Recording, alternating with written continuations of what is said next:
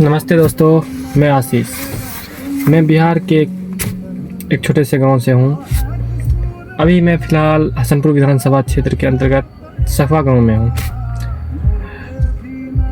माननीय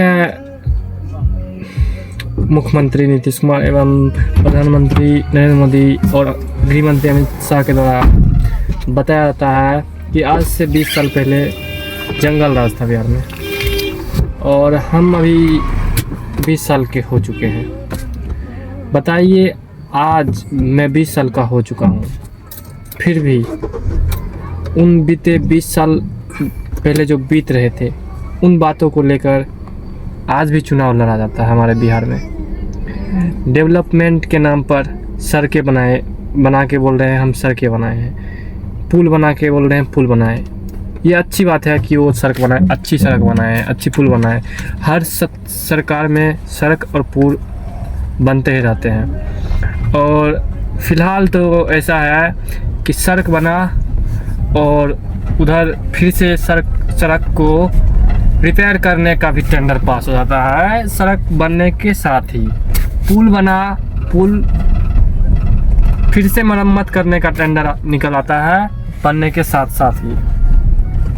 अब पता नहीं, मैं ये भी सुना हूँ अभी फ़िलहाल कि मुख्यमंत्री नीतीश कुमार जी बोलते हैं कि बिहार में शिक्षा पद्धति बहुत ज़्यादा ही बेहतर हो गई है। इतना बेहतर कि हम बिहार से अगर ग्रेजुएशन कर लिए तो उससे हमको 10,000 का नौकरी तो नहीं मिलेगा, नहीं ही मिलेगा। उससे अच्छा दूसरे राज्य में जाकर लेबरा ही मिलेगा, वो भी गाली के साथ। क्या है कि हमारे बिहार में सरकार के पास पता नहीं घोटाला कर रहे हैं या क्या कर रहे हैं। उनके पास फैक्ट्रीज लगाने के लिए पैसे ही नहीं रहते हैं। उनके पास फैक्ट्री लगाने के नाम पे पैसा कहाँ से ले जाते हैं कुछ पता नहीं। और यहाँ के लोगों को दूसरे राज्य में बोला जाता है कि बिहार के लोग सिर्फ और सिर्फ मजदूरी करने के लिए जन्म लिए हैं। बताइए, इन सभी बातों पर कभी चर्चा नहीं होता है कि बिहार में फैक्ट्री क्यों नहीं खुल रही है, बिहार में अच्छा शिक्षा क्यों नहीं मिल रहा है। बिहार में राजनीति होती है तो जात पर, धर्म पर। जैसे कि मैं यादव हूँ तो उस जात, मैं यादव वाले को ही वोट दूंगा। मैं ब्राह्मण हूँ, मैं क्षत्रिय हूँ, मैं उन्हीं को वोट दूंगा जो मेरे जात की है। अक्सर यही है, मतलब बिहार में ऑलमोस्ट 90% लोग ऐसे ही करते हैं। और इससे घाटा किसको होता है? आपको, मुझे।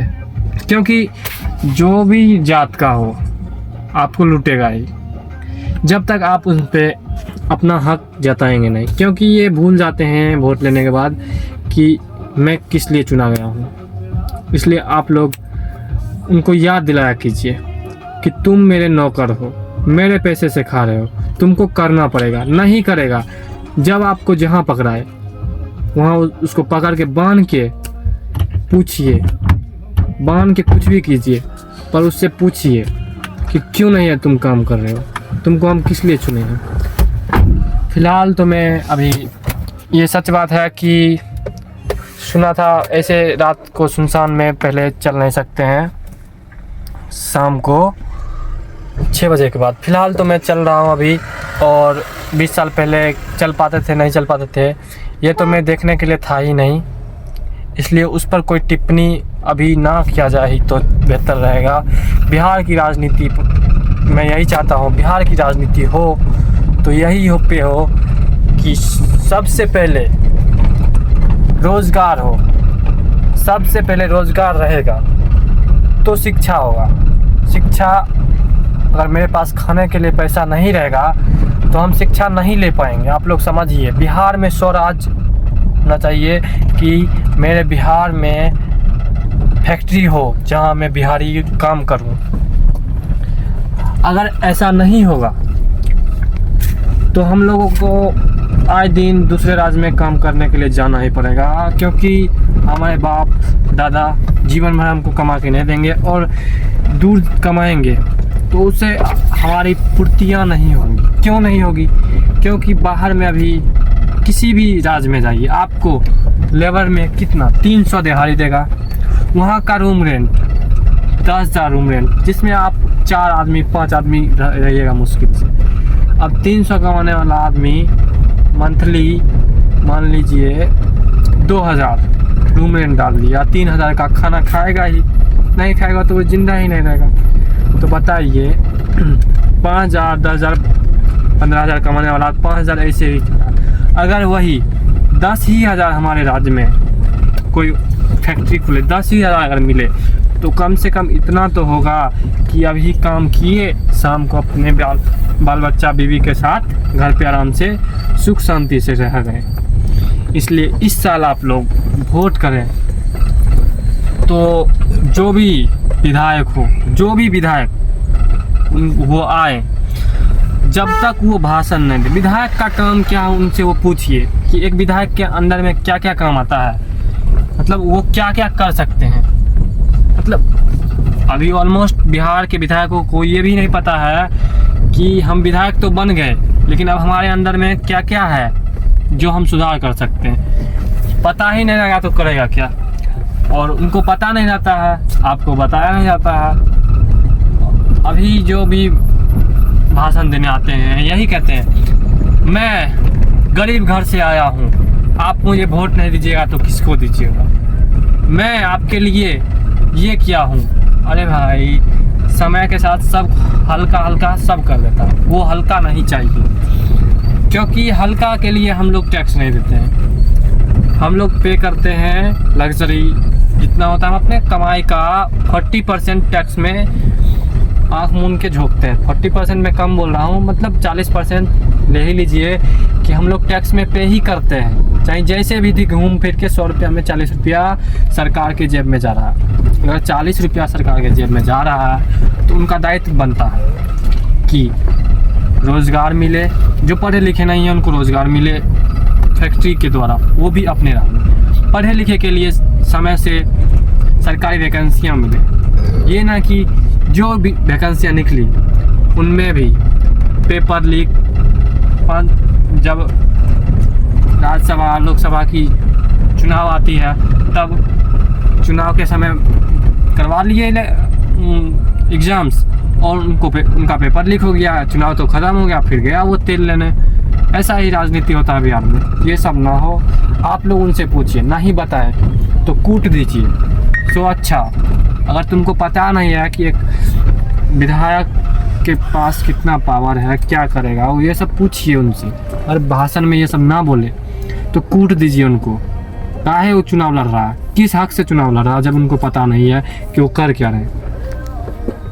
वैसे इस साल की जो विधानसभा की चुनाव होने वाली है, आप लोग इससे रिलेटेड क्या है, कौन क्या कर रहा है, ये सब जानने के लिए हमसे जुड़ सकते हैं। हमारे भारत में कौन सा कानून व्यवस्था को कैसे बर्बाद किया जा रहा है, ये हमसे आप जुड़ के जान सकते हैं। कहाँ पे कौन क्या कर रहे हैं, मैं ये सब आप लोगों को बताऊंगा अपने चैनल के माध्यम से। क्योंकि ये अभी के जो मीडिया है, मीडिया नहीं है, वो दलाल है। ठीक, वो मीडिया का काम होता है कौन क्या कर रहा है वो दिखाना, और ये है दलाल, चाट रहे हैं, ऐसे चाट रहे हैं जिनके जैसे कि उनकी बीवी हो। ठीक ना, राजनेताओं का ऐसे चाट रहे हैं अभी जैसे कि वो उनकी बीवी हो। ठीक ना, इसी प्रकार से कुछ चाट रहे हैं अभी मीडिया। फिलहाल में अभी SSC का लीक हुआ था पेपर, तो उस दिन मीडिया लोग को कवर करना था, क्योंकि उस दिन हमारे देश के प्रमुख जितने भी थे टीचर, हाईलाइटेड टीचर थे, जो ऑनलाइन पढ़ाते हैं, सस्ता में पढ़ाते हैं, ऑफलाइन भी सस्ता में पढ़ाते हैं गरीबों को, वो सब धरना दिए थे। उन सभी पे बहुत मारपीट चला, लाठी चला, उठा के जेल में डाले।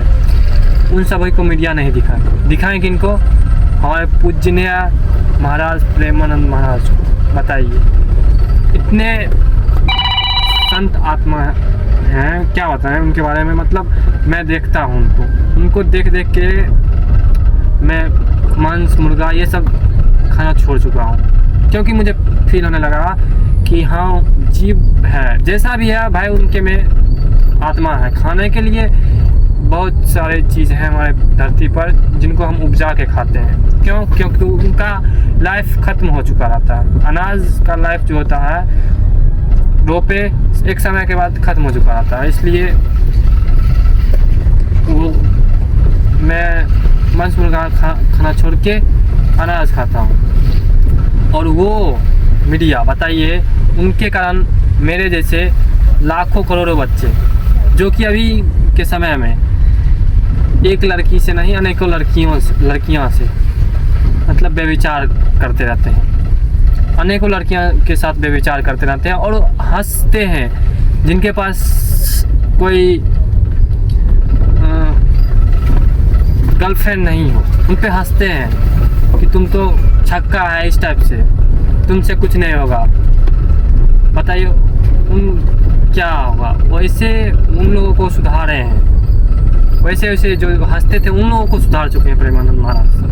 और उन पे मीडिया ये कह रहे थे कि इन वेश्याओं के कारण जो कि मुजरा करती है।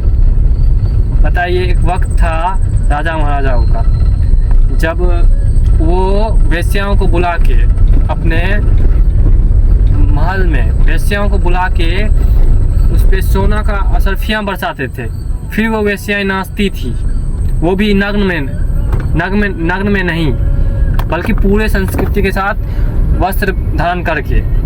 और अभी की वेश्याएं ऐसी हो चुकी है कि 350 रुपये का डाटा डलाइए और दिन भर ऊपर करते जाइए, आधा नहीं ऑलमोस्ट नग्न दिखेगी आपको, ऑलमोस्ट। बस अपना शरीर का जो अंग होता है वो क्या बताएं उनको छुपा के पूरा नग्न रहती है। ऐसी वेश्याओं के लेकर हमारी न्यूज़ रिपोर्टर्स बोल महाराज जी को ट्रोल कर रहे थे, किस लिए? ताकि ये सरकार की धांधली जो SSC में हुई है उनको छुपाया जा सके, इनकी नाकामयाबी को छुपाया जा सके। हर साल बताइए, हर साल आए दिन परीक्षाएं होती रहती है, आए दिन लीक होते रहती है, किसी को भी नहीं दिखाती है मीडिया। क्यों? क्योंकि ये चाटने वाले हैं, बीवी की तरह चाटते हैं। बीवी का सुने ही होंगे चाटा जाता है, वैसे ही ये भी चाटते हैं। हर कोई तो नहीं बीवी का भी चाटते हैं, वैसे ही हर कोई मीडिया का भी नहीं चाटता। मतलब हर मीडिया सब राजनेताओं का नहीं चाहते, पर कुछ हैं जिनको लोग देखते हैं, ज़्यादातर अमूमन देखते हैं, वो एकदम से ऐसे चाट के सफ़ा कर देते हैं, वो एकदम पूरा सफ़ा, इतना कि पति भी इतना नहीं कर पाता है बीवी का, उतना ज़्यादा ये मीडिया चाट के सफ़ा कर देते हैं राजनेताओं का। इसलिए आप लोग इन मीडियाओं पे ध्यान दें। सिंपल सा यही है कि मीडिया का बात सुने ही नहीं, क्योंकि अभी एडवर्टाइजमेंट का दौर चल रहा है। आप सुने होंगे जो दिखता है वही बिकता है, ये अभी रियल में हो रहा है, जो दिखेगा वही बिकेगा। मैं ये नहीं कह रहा हूँ कोई राजनेता सही है कोई राजनेता गलत है, हर राजनेता गलत है, हर राजनेता सही है, हर राजनेता अपने समय में घोटाला करता है, पर कोई भी राजनेता आज तक संविधान से ऊपर खुद को नहीं समझा। अगर कोई इंसान आम आदमी प्रोटेस्ट करता था तो वो भी उन पे चलो कोई बात नहीं, प्रोटेस्ट किया, हाँ भाई दे देते हैं, कोई बात नहीं, कर लिया है तो अब देना पड़ता है, ये इतना पर नहीं। अभी क्या है, हम जो कर दिए हैं वही होगा। प्रोटेस्ट तुम करोगे, जेल जाओगे, लात खाओगे, जूता खाओगे, लाठी खाओगे, ऊपर से करियर ख़राब हो जाएगा। इसलिए आप राजनेताओं को ध्यान से चुनें, क्योंकि यही हमारा भविष्य है। राजनेताओं के हाथ में भविष्य होता है, हमारे हाथ में भविष्य तो है ही, क्योंकि हम ही हैं, हमारा भविष्य हम ही लिख सकते हैं। सब हर कोई इंसान स्वयं का भविष्य लिख सकता है, पर जो एक क्षेत्र का भविष्य होता है वो राजनेता ही लिखता है, क्योंकि हर चीज़ उन्हीं के हाथ में होता है। इसलिए आप अपने राजनेताओं को ध्यान से चुनें।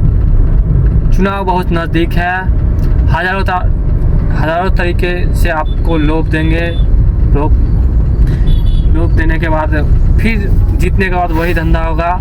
पटना का हाल अभी देख रहे होंगे, मिनी स्विमिंग पूल बन चुका है, एकमात्र शहर के नाम पे हमारे पास पटना है, वो भी मिनी स्विमिंग पूल बन चुका है। और जगह का तो बात ही छोड़िए, बाकी बातें हम लोग कल करेंगे।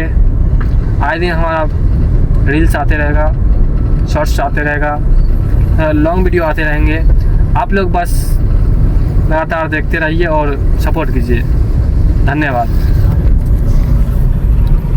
इसके बाद